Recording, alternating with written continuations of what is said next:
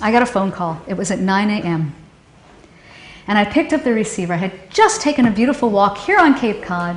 It was so beautiful. It was a little bit crisp because it was in October. And I picked up the receiver and I said, hello. And I could barely understand the voice. I couldn't make it out. I thought maybe it was one of my clients. They were distraught, and I could start to feel myself and my heart palpitating. But I couldn't figure out what it was. And the voice on the other end was so discomforting that my heart started to race. I couldn't even calm myself down. And it appeared as if infinite minutes had gone and gone and gone. I tried so desperately again to make out the other voice, but without warning, and it was so loud, a primordial scream resounded so loudly on the other side of that phone. And it screamed, and it reverberated literally in my head 1,000 times when these garbled words shrieked out, "Are you sitting down?" And I didn't sit down. And then in between sobs of uncontrollable variety, I mean, it was my mother, and I registered it was my mother. She finally screamed out, "Your brother was murdered." And she was hysterical. And I have never, ever, I mean, I was in shock. I didn't even know what to do. And I screamed out, "Who did it?" And I hung up. It was just like a reaction. I said, oh my God, I just hung up on my mother. But I was so in shock, I didn't know what to do. Now, my 2 little girls were only 7 and 4 at that time.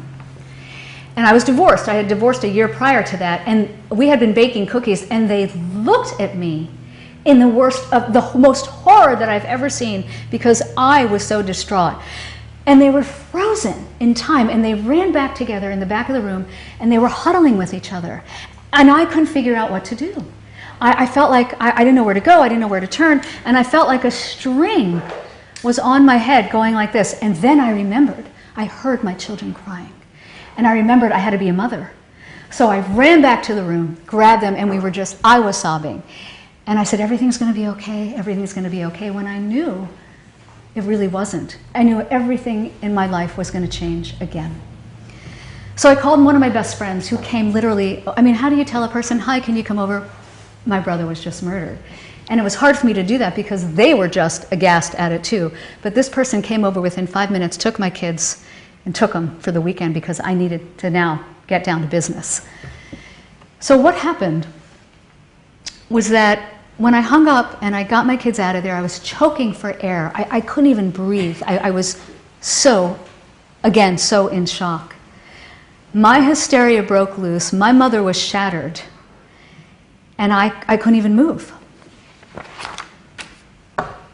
So I then got a call within 5 minutes from the Lynn police in Lynn, Massachusetts, and they said, you're the only relative living, the living relative here in Boston, you need to come and identify your brother. And I couldn't imagine myself doing that. I just couldn't. Because I had no idea how he was murdered. We didn't have any exclusive details as to what happened.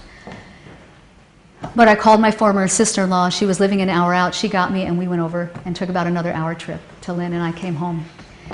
Now, I want to point out that 1 year prior to that phone call, I went to visit my mother in upstate New York, just to enjoy a quiet week, and I hadn't seen her in a while. And I understood that my mother, after losing her husband and, you know, not knowing about this, that she probably wanted some company, and because her kids were grown and whatnot. So I came, we had a nice weekend. But one night, it was a Saturday night, my mother woke up on Sunday morning, and we were just having a small breakfast, and I saw her walk in, and I said, Mom, what's wrong? What's wrong? I could tell she was very visibly shaken. My mother was pretty amazing, even though she sort of teased me about what I always felt about the other side, because I've always believed that life exists, life goes on. She used to kind of make fun of it. But she also had premonitions, but my mother didn't know how to use them. I pleaded with my mother to tell me what was wrong, but she wouldn't share it with me. I encouraged her to, please, Mom, just share the dream that you had. Share it. We'll work it out. And the only thing that she disclosed to me was that when she awoke from the dream, she was fully awake, it was Sunday morning, it was around 5 a.m. There was a picture of my older brother and myself and my younger brother at that time on her nightstand, fully perfect, that night before. It was full, it was perfect. And it was the first thing she saw when she woke up. She goes, Cindy, when I woke up, there was a crack in the picture, and it was over your older brother, Michael. And she was beside herself, and I'm going to tell you why. Because what I have learned over the years, and I don't think she knew this, but she knew something was pending. She knew she had a dread, but she couldn't pinpoint that dread. And it symbolizes, when you see a crack over a person in a picture, it symbolizes that death is near. That's what it symbolizes. That's what it means. And what's even worse, my mother never knew this, that it symbolizes for the person who saw that picture first and that crack, that there is an urgency and that that person who has the crack over it needs help quickly. Now, 6 months after my visit to my mother, my brother came to visit me in Boston. And it was April 14th, 1995. My older brother was, I'm just going to give him a plug here, and I hope he's with me today and enjoying this for him. He was a very sensitive, caring, and loving soul. He never really got over the death of my father in that car accident. They were best of friends. He was 15, my father and he were just wonderful friends. You would never know it from the outside. He was very handsome, my brother, and he was always went for the underdog, and he was the one who took the caterpillars and took them off the mound because he was afraid they would get hurt. He did not have any patience for child abuse. He was really an activist, but he held so much inside that he never really voiced his pain. For the first time in years, when he came to visit me, I happened to be living in Dorchester at this time, Dorchester, Mass. I was, expecting my second child, and it was not expecting her. There was something else going on. I think that was before. I'm sorry, folks, but he had come. It was 6 months after I had gone to see my mom, and what happened was he sat down and he said, "Cindy, did you ever wonder if Dad was ever going to come back? How many of you have thought when you've lost a loved one that they're going to come back on a secret mission that they had to be on, and they're going to come back years later and surprise you, right? We all have to believe that. Like, maybe my dad went away. Maybe he really had a secret mission and he was going to pop in here, right? Well, he did, and I didn't share it with my brother, years later when I had dealings with my dad. But anyway, he sat down and he goes, "Cindy, I wish Dad was here, but we had this incredible conversation about the car accident and what it meant to us and the impact of our father leaving. I never had that conversation with my brother before because he kept everything inside." And then he looked at me, and he looked at me with his beautiful, gentle blue eyes, but in a firm way, and he goes, "Cindy, I'm going to die young. I'm telling you, I'm going to die young. I know I'm going to die young." And because I believed him, I didn't question him. And I didn't question how he was going to die. I just supported him. And he laughed and he said, "Hey, goodbye. I'll call you next week, okay? Have a great rest of the weekend, and thank you for having me over." And he left. Now on October 14th, now remember this was April that I just saw him, October 14th in 1995, my brother was murdered in his home in 1995, 6 months after he came to me and told me he was going to die. He knew he was going to die. I don't for a minute believe he knew how he was going to die, but he knew he was going to die. He was such a gentle person, I can't imagine him being desecrated the way that he was. Now, my mother, ironically, the weekend that he was murdered, was supposed to go visit my brother just to have a great weekend. She was coming from upstate New York. And my brother actually called my mother on Friday and said, "Mom, I'm so tired. I have so much to do." He was preparing to go into law school. He goes, "Can we please just do a rain check?" And she goes, "Of course, we'll do a rain check." And everything went back to normal. So we thought. But it never did. And for years, my mother had such remorse for not being there. She thinking that, why didn't I have a premonition? I could have saved him. But in reality, and I don't think my brother really knew this at the time, he really gave my mother a gift because he prevented her from being killed as well. On some level, he knew that. I really believe that. Because if my mother had gone, I would have lost my mother and my brother that weekend. Now, I was raised in the Jewish faith. I don't practice anymore because I believe so many things that my religion really doesn't stress. But to honor the Jewish faith, it's very important that when you lose a member of your family and they die, you're supposed to bury them the next day. Because it was a murder investigation, we could not do that. We had no ability to be able to do that. And my mother was beside herself because it was like 5 or 6 days before they were investigating and things were going on. So we weren't able to do that. When we buried my brother, my mother actually gave her plot to her son. Because my brother was only 39 years old and he was still invincibly single. All these women absolutely loved him and had crushes on him, but he never found the right girl, yet.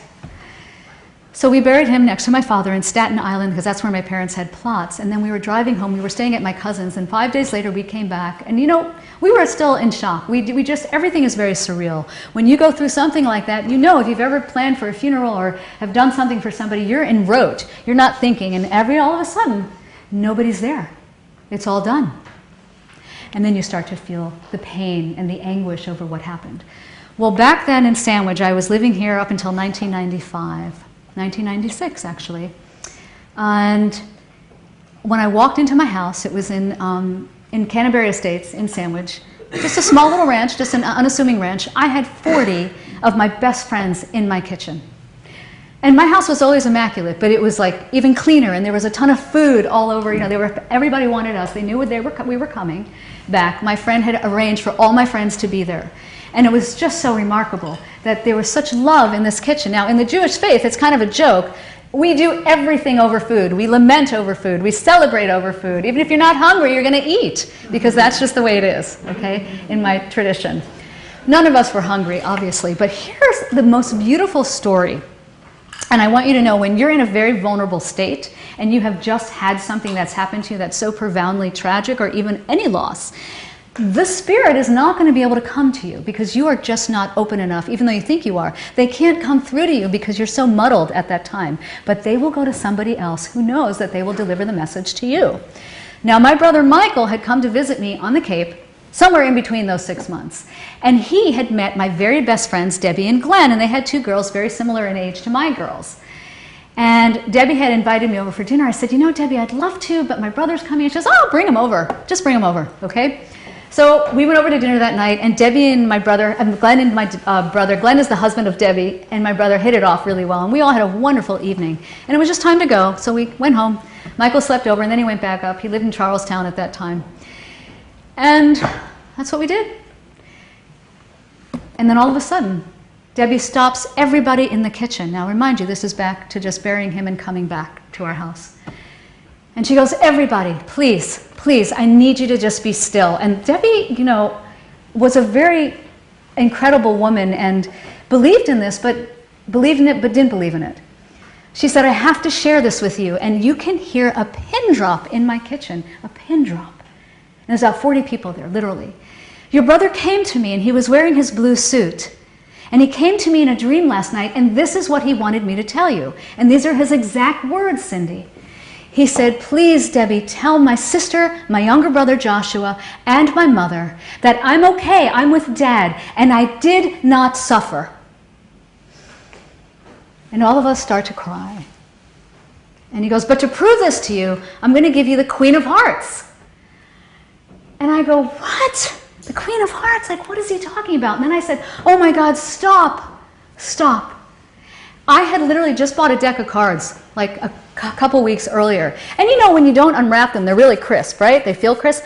All I did, there was a little bit of a crease in that plastic wrap, so it was showing the top of the cards.